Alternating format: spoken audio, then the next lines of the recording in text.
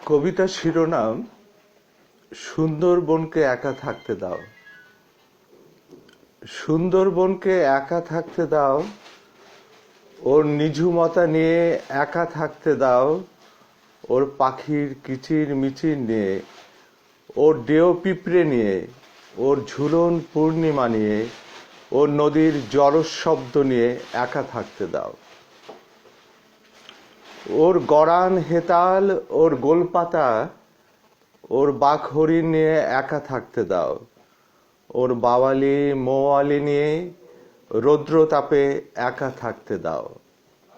ওর কচি পাতা, পঞ্চমুখী জবা, স্বর্ণলতা নিয়ে একা থাকতে দাও।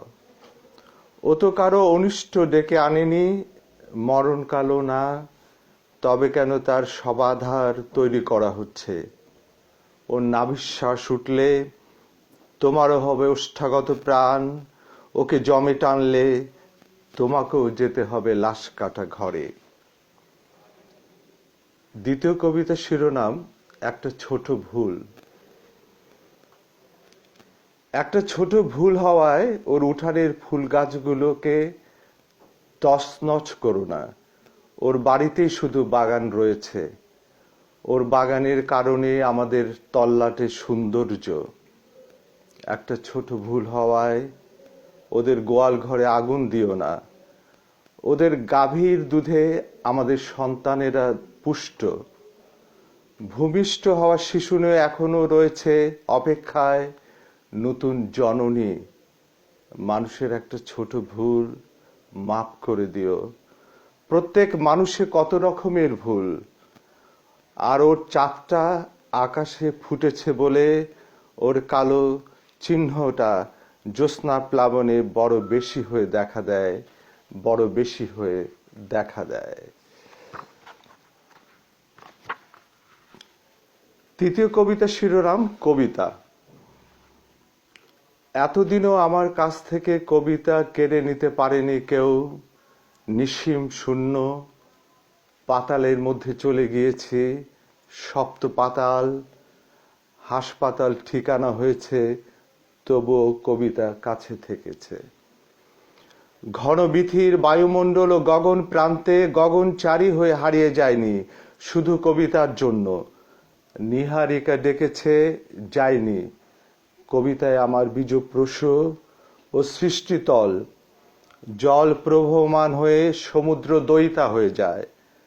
সুমেরু কুমেরু বুঝি বুঝি বরিশন ধারা পুরো ভিজে যায়। অনাবৃষ্টিতেও কবিতার অঙ্কুর উদ্গম।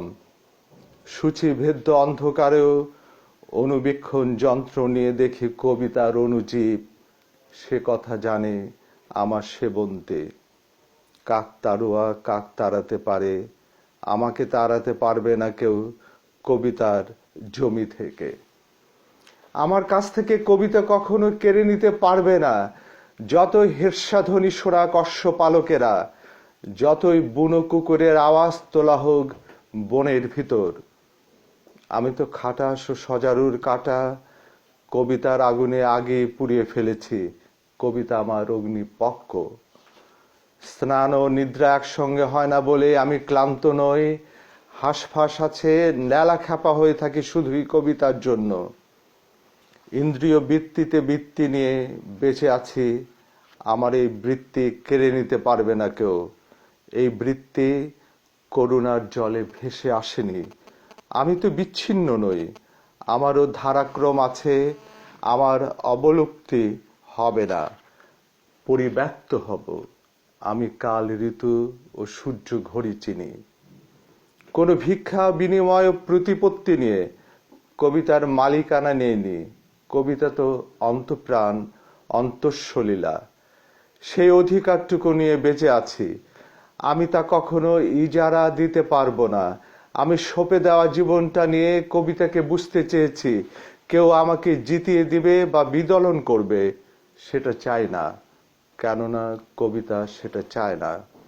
কবিতার জন্যই গণবিক্ষোভের মধ্য দিয়ে যায়, সংঘাতের মধ্য দিয়ে যায়, গৃহযুদ্ধের মধ্য দিয়ে যায়, রাজবদলের মধ্য দিয়ে যায়, বিপ্লবের মধ্যে দিয়ে যায়, অন্য কবিরা অতীতে গিয়েছে সব পথে, তবে আমাকে থামানো যাবে না, আটকানো যাবে না।